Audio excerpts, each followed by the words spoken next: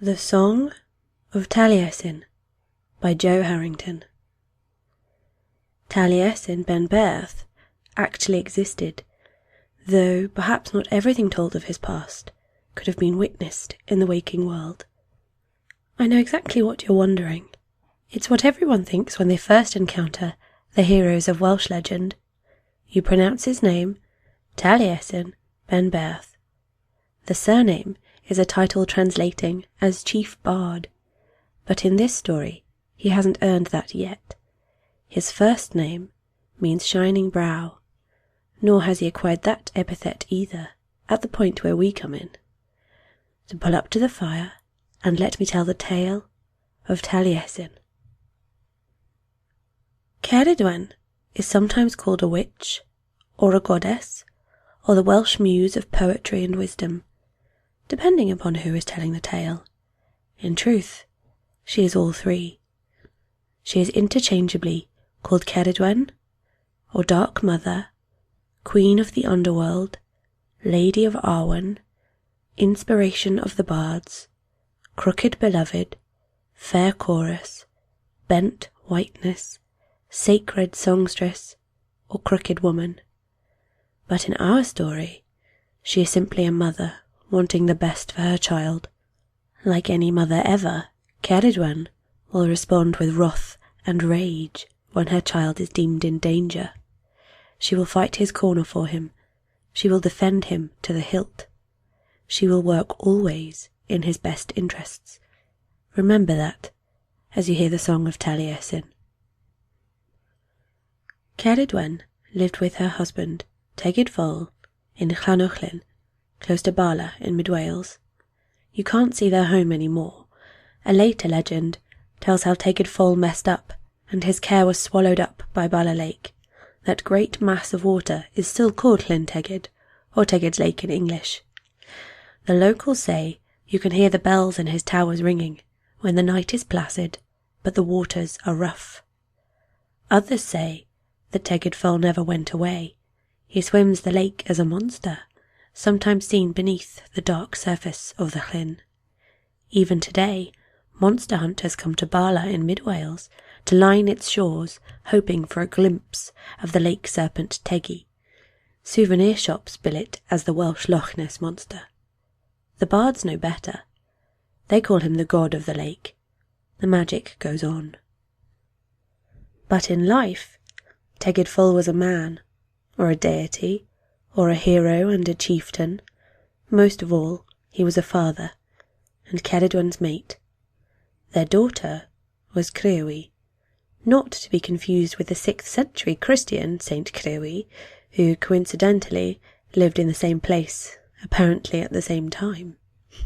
She was beautiful, a true jewel, and the darling of the Druids. Then there was her brother, Morvran, whose name means sea raven or crow, though his nickname was better known of Fagthu, utter darkness, as it matched his aspect and his soul. Ceridwen wished him to get on in life. She wanted Morvran to join Arthur's warband, or at least his retinue, but her son would never make it. The surliness of his spirit played out upon his visage. He sneered in stupidity. He snapped impatiently at anything he didn't care to understand. He cared for nobody and nothing. He was void of all redeeming features, and this was his ugliness. His mother sought to open his mind to the wonders of the world, so her son might take his place within it and make a future for himself. Ceridwen reached for her cauldron. The cauldron of Ceridwen was crafted by Gorfanon, the greatest smith to ever hammer metal upon an anvil in all Wales. It held the secrets of the universe, life and death, embedded into its very form. But for Morvran, his mother needed more. She conceived a spell that would tell him the stories of past, present, and future, of things that were and things that weren't, all history and legend, science and mythology, symbolism, meaning, methodology and reason, dreams and psychology, portents and data, mysteries and mindset, insight into nature, human nature, the nature of all that flew, walked, swam, burrowed or crawled.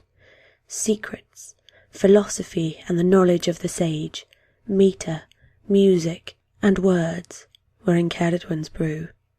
All that was known, and yet to be known, she added to her recipe, distilled magic and Arwen. It took a year and a day to brew it, sacred waters forming the base with words whispered into their depths. Each moon cycle saw another ingredient added, harvested at the proper time when its properties were at their fullest, dropped in with incantations of song. But all this work could not be done alone. Even goddesses, or muses, witches and wise women have to sleep.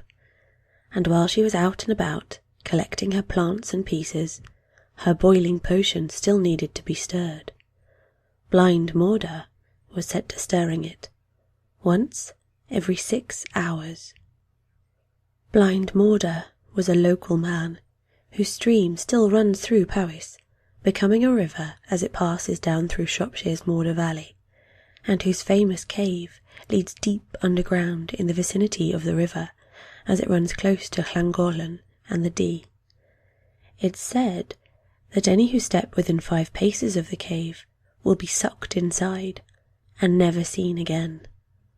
This is true, for it happened to Iolo ap Hugh, the fiddler known to his friends as Ned Pugh. He ventured one night to the Morda cave mouth, taking cheese and bread with him as defence against the fairy folk, but feeling brave nonetheless. It's not quite true that he was never seen again, because decades later, his old friend, a shepherd, happened to be strolling close by one moonlit night. He heard a fiddle song played wildly on the wind, so turned his head towards its source, the hillside wherein gaped the mouth of Morda's cave. For a moment, his astonished sight took in the vision of Ned Pugh, teetering on the edge of escape. His old friend's expression haunted beyond endurance, eyes staring with frightful insanity, clothes tattered, hair knotted, long and unruly, swaying like he could barely stand, but his fiddle arm playing on. Then, as the shepherd watched in horror, Ned Pugh became mist and was lost again from view.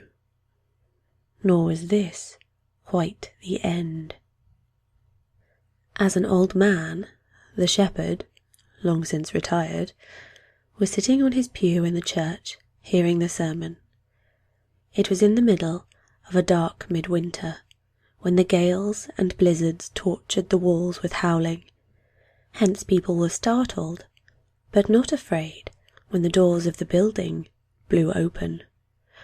What did frighten them to distraction was the fiddle music carried in, which seemed to dance the whole length of the aisle and linger for a moment at the chancel.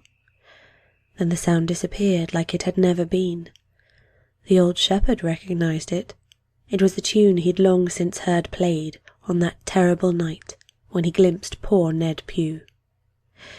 It's said you can still hear the desperate fiddler raking his bow across the strings in that same old song. All you need to do is go to the cave and press your ear against the stone. But who would dare do that? And there's a school of thought that says that blind Morda, the stirrer of Ceridwen's cauldron, was not actually a man, at least not a human one, but who can say for sure? But blind Morda wasn't the only person serving in the making of Ceridwen's brew. There was also the boy who lit the fire and fueled it, then kept it burning for a year. Guyon Bach was chosen because he was so ordinary. Nothing distinguished him from the mass of Britons out there. Just a young boy, and the son of pig farmers from nearby Bala. He could not begin to understand what was going on in that room. His job was simply to gather wood from the forest and carry it down to the chamber, wherein lay Cedwyn's cauldron, bubbling away. He built up the stockpile and burned it, bit by bit, feeding fuel to the fire whenever the inferno would dip. For a year and a day the adolescent did this, and never did find out why until that day, when everything changed and nothing would ever again be the same. Not the fire, the wood, the cauldron and the room, not Gwion Bach, especially not Gwion Bach. You see, Cedwyn's potion had these properties. Once it was done, it was done. There was no waiting, and no re-brewing. The time had to be precisely right, and then the Arwen would issue forth. Transformation magic, concentrated in just 3 drops, and after that, pure poison.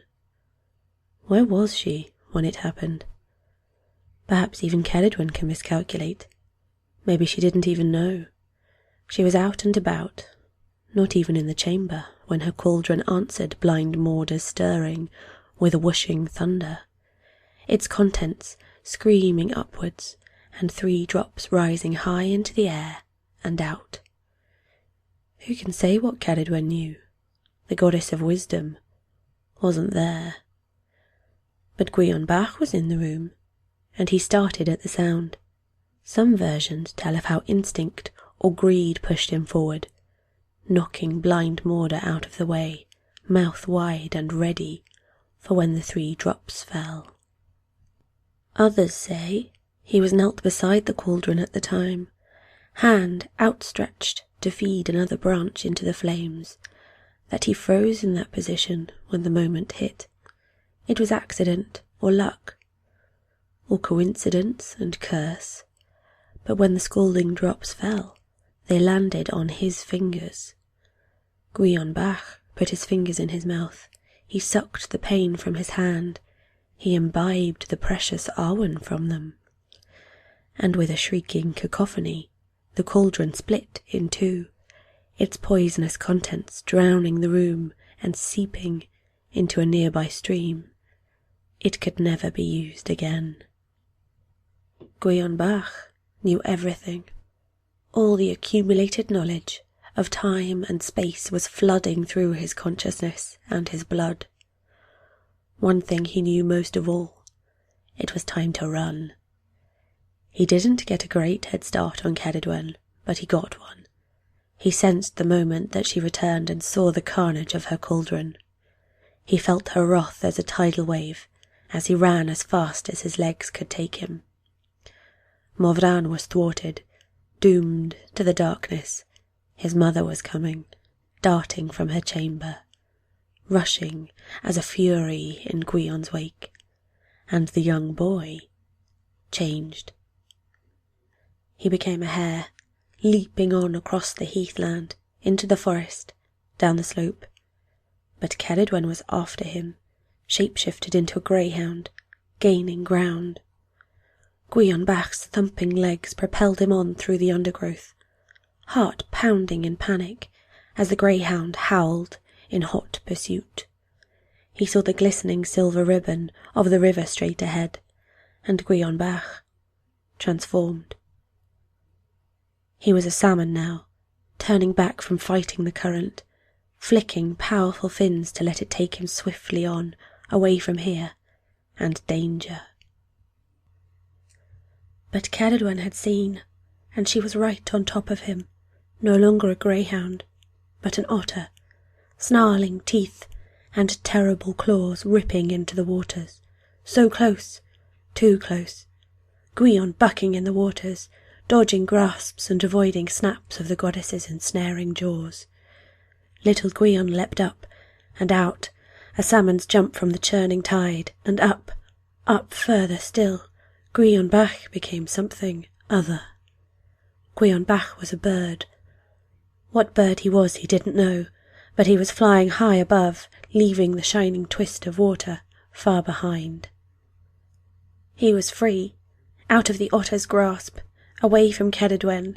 His wings flapped in a frenzy, found the currents of the air, and soared, his heart breaking with exertion, eyes seeking her in fright, his homeland lost to distance and height, his parents and their pig farm gone from view.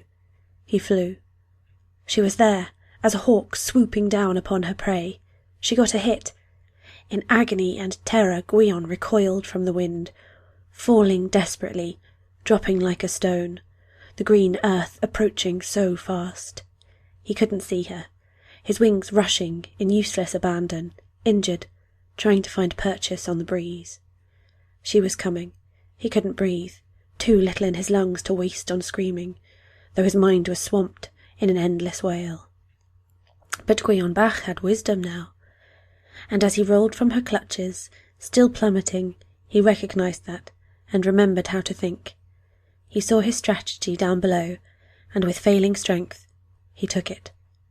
Gwion Bach surrendered his shape, and formed another for survival.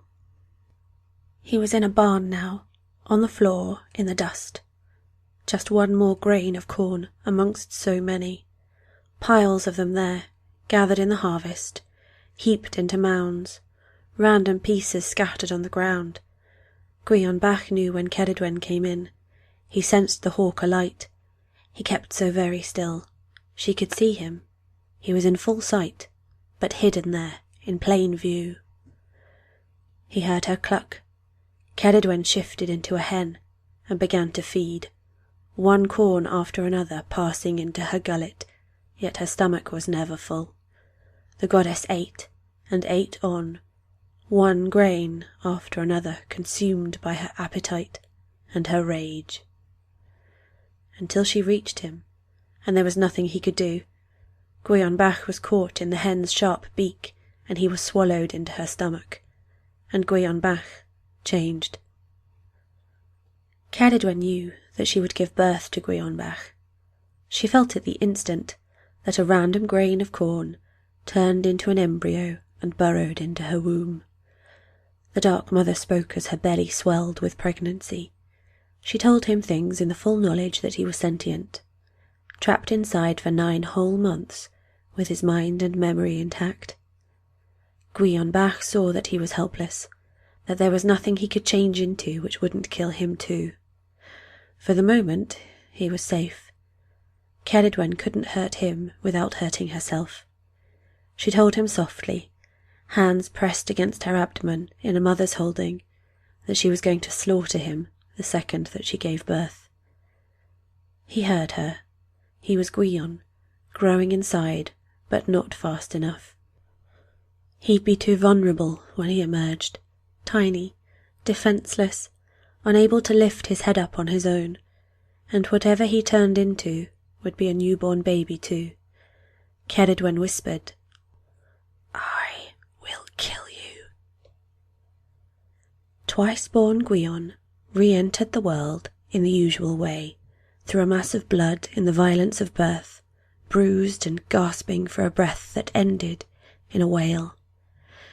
It was April 29th, 534 CE, 2 days before Nos Galan Mai, which others call May Eve or Beltane. His mother held him. His second birth mother, Ceridwen, grasped him in her arms, like she thought he might wriggle away as she cut the umbilical cord. With fledgling newborn eyes unused to sight, he surveyed his erstwhile murderess, and the dark goddess looked at him. He read it in her eyes before she spoke. "You are beautiful." Her gaze blazed back at him, and his aspect transformed into hope.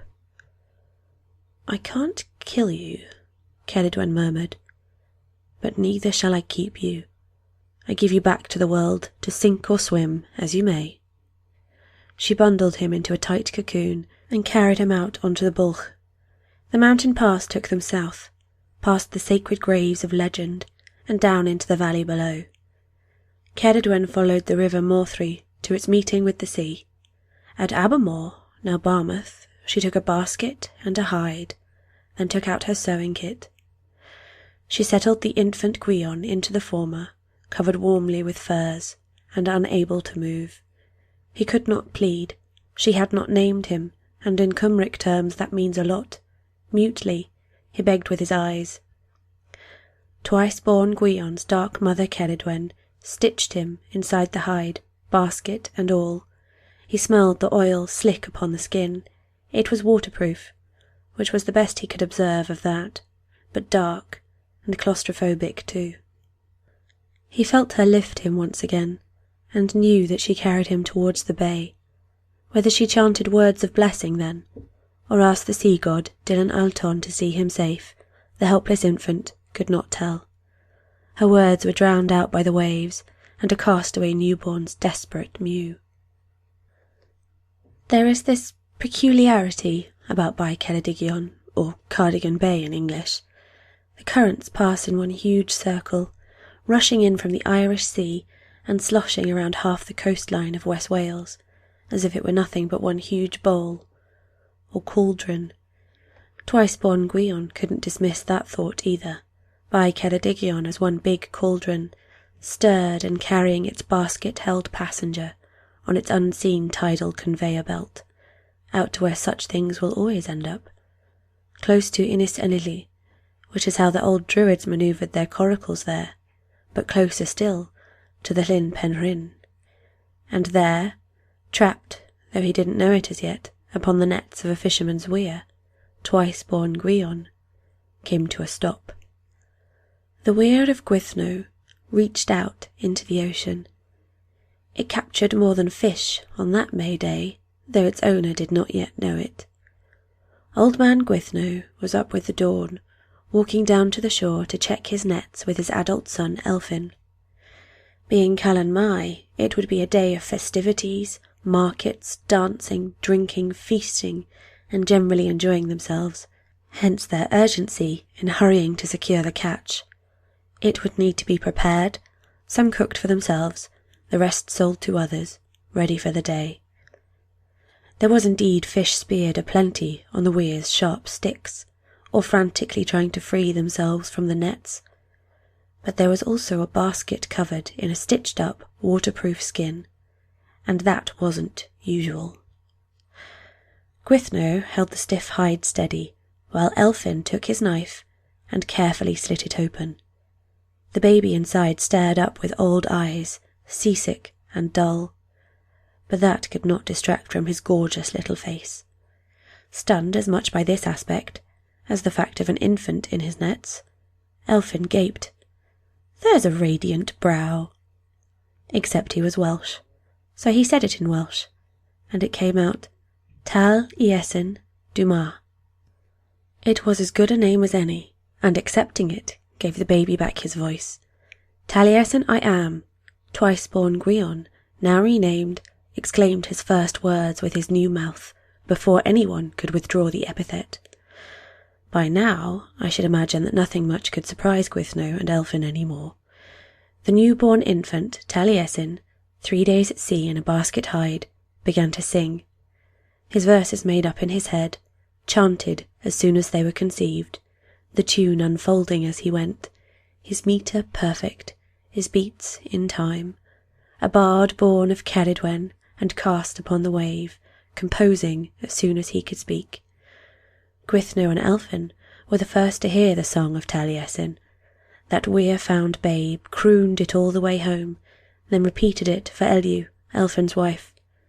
There was no question after that but the couple would raise him as their own. And the song of Taliesin was the tale that I've already told, only better. It was the story of Ceridwen and her cauldron, the fire and Gwion Bach, 3 drops of Arwen and wisdom, transformations covering earth, water and sky, then 9 months in the dark mother's womb and 3 days in the ocean. The greatest bard that ever lived was Taliesin ben Berth, a true-born son of Ceridwen, sent precisely where he needed to be. The muse's ancient song goes on through the harp that never could be destroyed, truths noted and understood by those whose bardic brow shines.